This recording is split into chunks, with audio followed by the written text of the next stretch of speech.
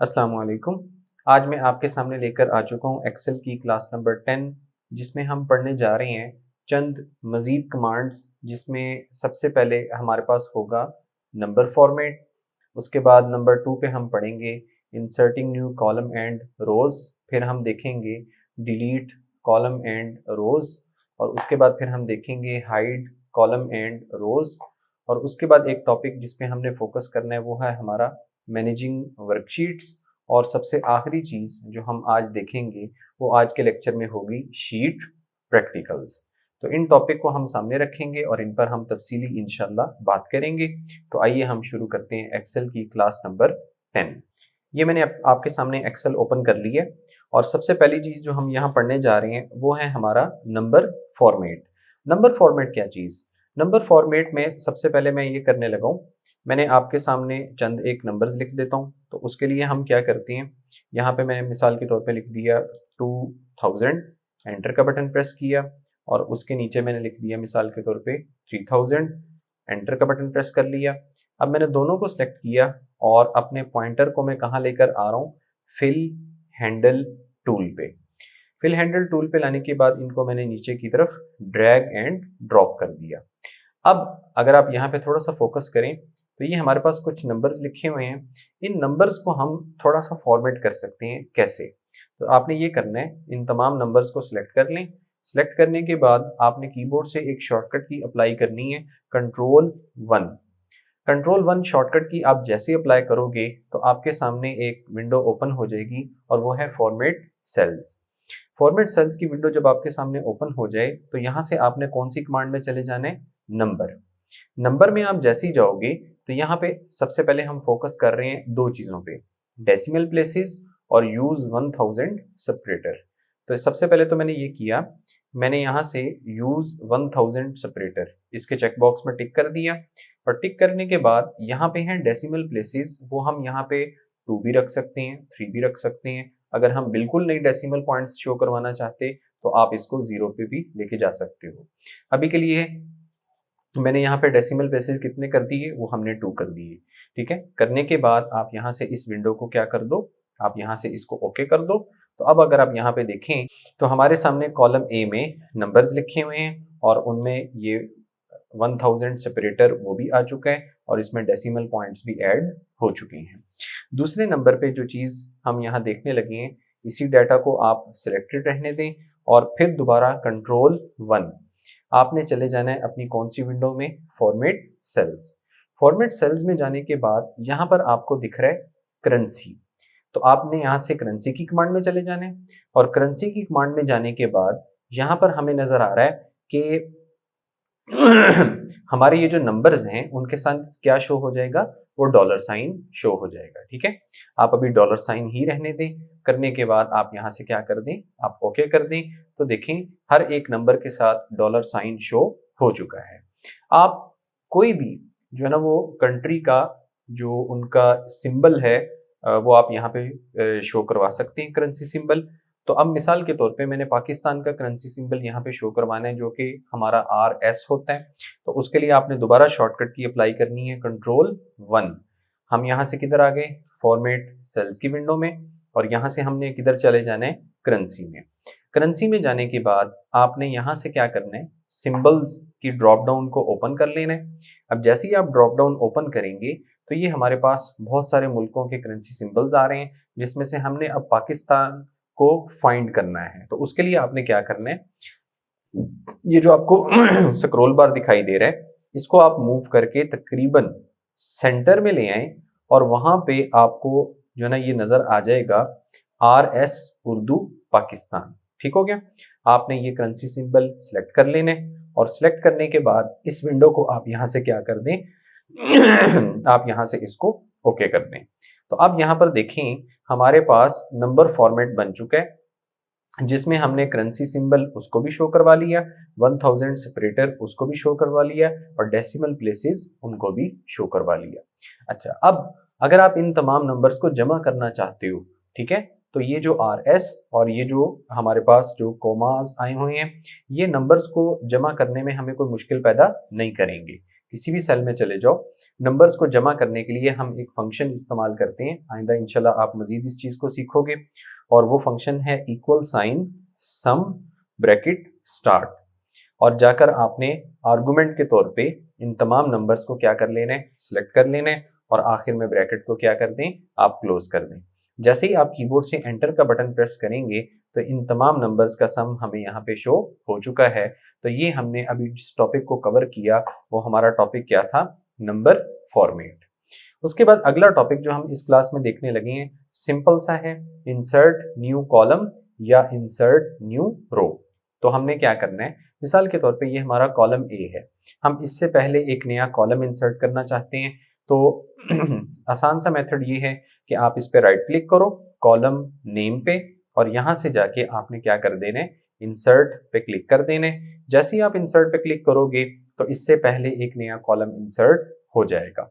Command को मैं undo कर रहा हूँ, कंट्रोल जेड या कंट्रोल जी। मिसाल के तौर पे हम ये चाहते हैं कि हमने कॉलम ए से पहले एक नया कॉलम इंसर्ट करना है, लेकिन बजरिया शॉर्टकट की। तो वो शॉर्टकट की है कंट्रोल प्लस। ठीक है, तो हमारे पास एक नया कॉलम इंसर्ट हो चुका है। इसी के साथ इसको मैं दोबारा अंडू कर देता हूँ, कंट्रोल जेड। हम मिसाल के तौर पे एक नई रो इंसर्ट करना चाहते हैं।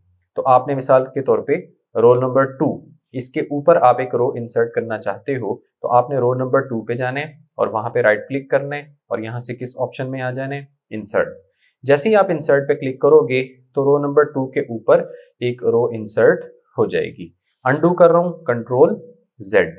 अगर आप ये चाहते हो कि आप ये रो इंसर्ट करो बजरिया शॉर्टकट की, तो फिर आपने क्या करना है, रो नंबर 2 उस पर जाके एक दफा क्लिक कर दो, और क्लिक करने के बाद शॉर्टकट की आपने अप्लाई करनी है कंट्रोल प्लस, तो वो हमारी एक रो इंसर्ट हो जाएगी।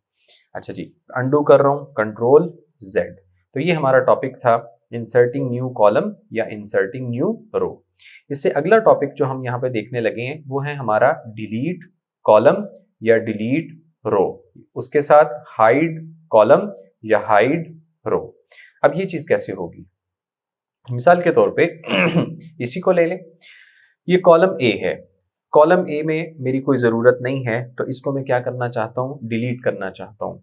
तो आप माउस के ज़रिए से कैसे करोगे, आप राइट क्लिक करो कॉलम नेम पे जाके, और यहाँ पे आपको ऑप्शन दिखाई देगी डिलीट, आप यहाँ से डिलीट पे क्लिक कर दो तो हमारा कॉलम ए डिलीट हो जाएगा। अंडू कर रहा हूँ, कंट्रोल जेड। अगर हम यही अपना कॉलम डिलीट करना चाहते हैं बजरिया शॉर्टकट की, तो वो शॉर्टकट की हमारी होती है कंट्रोल माइनस। आपने कॉलम ए के नाम पे क्लिक करना है और शॉर्टकट की अप्लाई कर देनी है कंट्रोल माइनस, तो वो हमारा कॉलम ए डिलीट हो जाएगा। अंडू कर रहा हूँ, कंट्रोल जेड। इसी तरीके से अगर आप किसी रो को डिलीट करना चाहते हो, मिसाल के तौर पे रो नंबर 2 हम इसको डिलीट करना चाहते हैं, तो आप माउस से इस पे राइट क्लिक करें और यहाँ से आपको ऑप्शन दिखाई दे रही है डिलीट, आप इसको डिलीट कर सकते हो। एक तरीका, अंडू कर रहा हूँ, कंट्रोल जेड। अगर यही हम एक रो डिलीट करना चाह रहे हैं लेकिन बजरिया शॉर्टकट की, तो वो है हमारी कंट्रोल माइनस। तो आपने क्या करना है, रो नंबर 2, ठीक है, इस पे क्लिक करो और कीबोर्ड से शॉर्टकट की अप्लाई कर दो कंट्रोल माइनस, तो वो हमारी रो डिलीट हो जाएगी। अंडू कर रहा हूँ, कंट्रोल जेड। अच्छा जी, अगला टॉपिक जो हमने यहाँ पे सीखना है वो है हाइड कॉलम या हाइड रो। उसको हाइड करने के बाद वापस अनहाइड कैसे किया जाएगा वो भी मैं आपके सामने शेयर करूंगा। ले जी मिसाल के तौर पे ये कॉलम ए, इसको हम डिलीट तो नहीं करना चाहते, लेकिन हम ये चाह रहे हैं कि ये हमारे फाइल में नजर भी ना आए, ठीक है, लेकिन डिलीट भी नहीं करना। तो उसके लिए आप क्या करें, कॉलम ए पे राइट क्लिक करें और राइट क्लिक करने पर आपको यहाँ पे ऑप्शन दिखाई दे रही है कौन सी, हाइड। आप यहाँ से किस पे क्लिक कर दें, आप हाइड पे क्लिक कर दें। तो अब क्या हुआ, कॉलम ए हमारा क्या हो चुका है, वो हाइड हो चुका है। अब इसको वापस अनहाइड कैसे करना है, ठीक है, तो अनहाइड करने के लिए आपने क्या करना है, आपने यहां से इस ऑप्शन में जाना है, रो कॉलम जहां से शुरू हो रहे हैं उसके बिल्कुल स्टार्ट में ये एक छोटा सा पॉइंट आपको दिख रहा है, इधर आपने अपने पॉइंटर को ले आना है और सिंगल क्लिक करना है। जैसे ही आप सिंगल क्लिक करोगे हमारी मुकम्मल शीट क्या हो जाएगी, सिलेक्टेड। करने के बाद आप किसी भी कॉलम नेम पे जाके राइट क्लिक कर दो और यहाँ से जाकर आपने किस ऑप्शन में चले जाना है, अनहाइड। अब जैसे ही आप अनहाइड पे क्लिक करोगे तो हमारा हिडन कॉलम हमारे सामने शो हो जाएगा। इसी तरीके से हम अगर किसी रो को हाइड करना चाहते हैं, मिसाल के तौर पे ये रो नंबर 2, हम इसको डिलीट नहीं करना चाहते, हाइड करना चाहते हैं, तो क्या करेंगे, आप रो नेम पे राइट क्लिक करें और यहाँ से आप किस ऑप्शन में आ जाएं, हाइड। ये मैंने हाइड कर दिया तो देखें रो नंबर 2 दरमियान में से क्या हो चुकी है, वो हिडन हो चुकी है। अब इसको वापस अनहाइड कैसे करना है, फिर वही मेथड आपने क्या करना है, रो नंबर जहां से शुरू हो रही है और कॉलम नेम जहां से शुरू हो रहा है, इसके शुरू में इस पॉइंट पे आ जाएं और यहाँ पे आके आप सिंगल क्लिक करें। करने के बाद अब चूंकि हमने रो को अनहाइड करना है तो किसी भी रो नेम पे जाके आप राइट क्लिक करें और यहाँ से आपने किस ऑप्शन में चले जाना है, अनहाइड। बस आप इस पे क्लिक कर दें तो हमारी जो रो हिडन थी वो हमारे सामने फाइल में शो हो जाएगी। तो ये मैंने अभी आपके सामने जो प्रैक्टिकल किया वो क्या था, डिलीट कॉलम या डिलीट रो, और उसके बाद हाइड कॉलम या हाइड रो, और फिर मैंने आपको कॉलम और रो दोनों को वापस अनहाइड कैसे किया जाता है वो मैंने आपको टॉपिक यहाँ पे कवर करवाया। अब जो चीज हम देखने लगे हैं वो है हमारी मैनेजिंग वर्कशीट्स। मैनेजिंग वर्कशीट्स का जो टॉपिक है ये इतना कोई ज़रूरी नहीं है, लेकिन जस्ट एक इंफॉर्मेशनल टॉपिक है।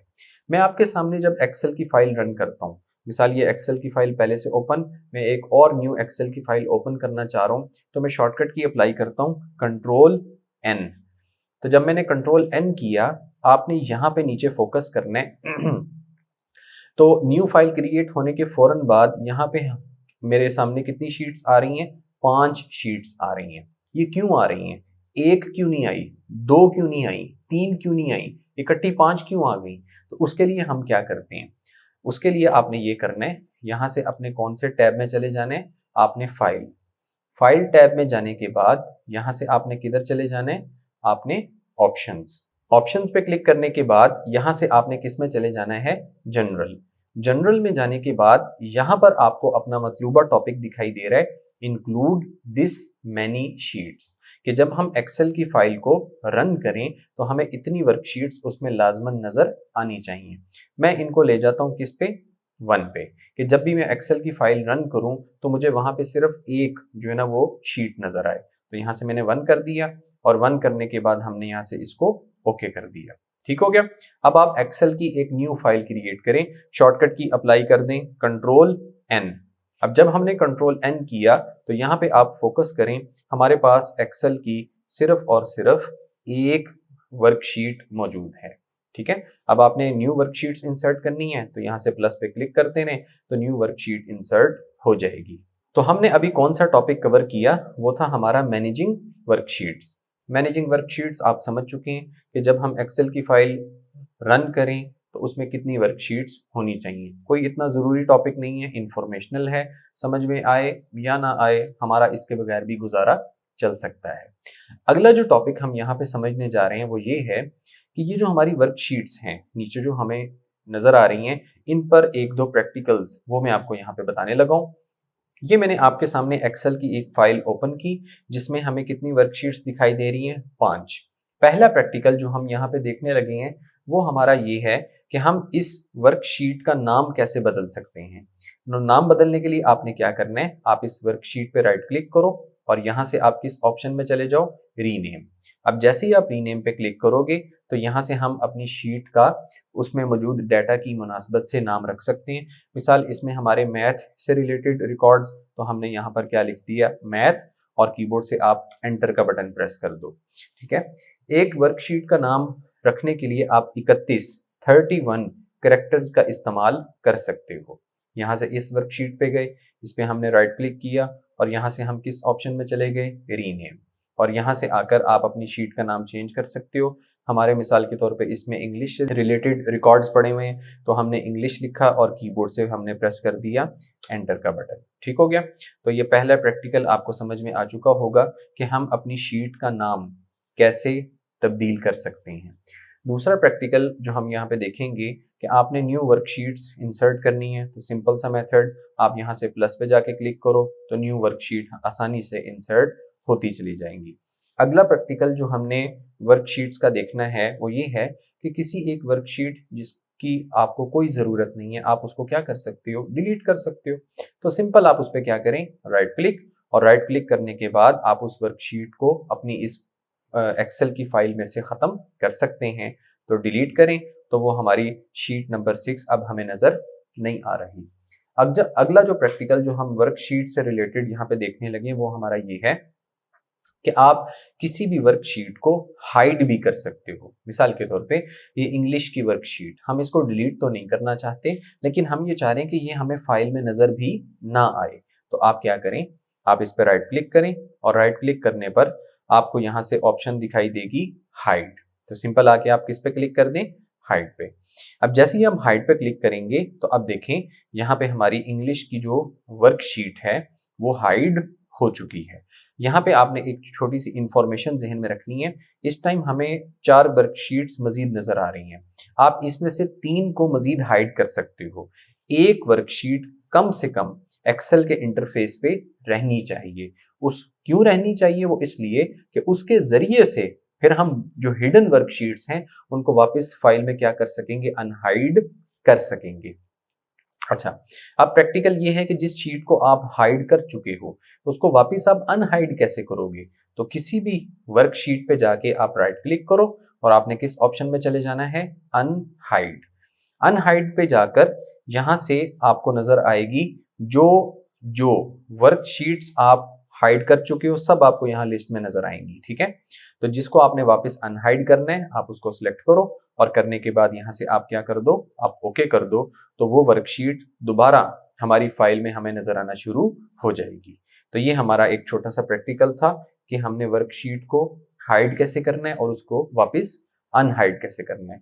एक और प्रैक्टिकल जो हम यहाँ देखने लगे हैं, मिसाल के तौर पे ये इंग्लिश ही है। मैंने इस पर राइट क्लिक किया और राइट क्लिक करने पर हमें यहाँ पर एक ऑप्शन दिखाई दे रही है, प्रोटेक्ट शीट। अब प्रोटेक्ट शीट में क्या होता है, आप अपनी सिर्फ और सिर्फ जो इंग्लिश की वर्कशीट है इस पर आप लॉक लगा सकते हो। तो कैसे लॉक लगाना है, राइट क्लिक करो और यहाँ से किस ऑप्शन में आ जाओ, प्रोटेक्ट शीट। तो यहाँ से हमने इस पर क्लिक किया, करने के बाद एक्सेल हमसे क्या कह रहा है कि आप अपना पासवर्ड क्रिएट कर लें। तो आप कोई भी पासवर्ड बना सकते हो, मैं अभी के लिए सिंपल सा बना देता हूँ, 1 2 3 हो गया।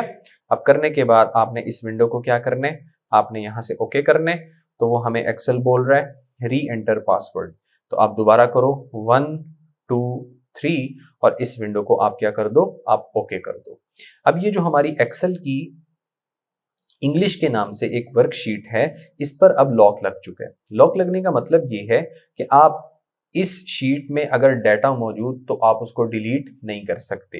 ठीक है, इस शीट में आप मजीद कोई डाटा एंटर नहीं कर सकते। आप सिर्फ डाटा को एक तो व्यू कर सकते हो और एक डाटा को कॉपी कर सकते हो। मिसाल के तौर पे यहाँ मैंने क्लिक किया और मैं कुछ लिखने की कोशिश करता हूँ, मैंने कीबोर्ड से 2 का बटन प्रेस किया तो एक्सेल ने हमें बोला कि आपकी शीट जो है वो इस टाइम प्रोटेक्टेड है। अगर आप इसमें कुछ डाटा ऐड करना चाहते हो तो आपको पहले अपनी शीट को अनलॉक करना पड़ेगा। ठीक है, अगर इसमें कोई डाटा मौजूद होता और हम कीबोर्ड से डिलीट का बटन दबाते, ये मैंने डिलीट का बटन प्रेस किया तो देखिए उसने हमारे डाटा को डिलीट होने भी नहीं देना।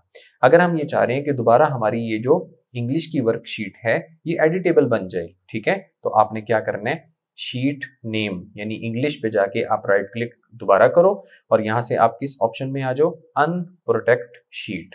जैसे ही आप अनप्रोटेक्ट शीट पे क्लिक करेंगे तो ये हमें कहेगा अपना पासवर्ड बताएं जिसके साथ आपने इसको लॉक किया, 1 2 3 इसको मैंने पासवर्ड बताया और करने के बाद हमने इसको यहाँ से क्या कर दिया, हमने ओके कर दिया।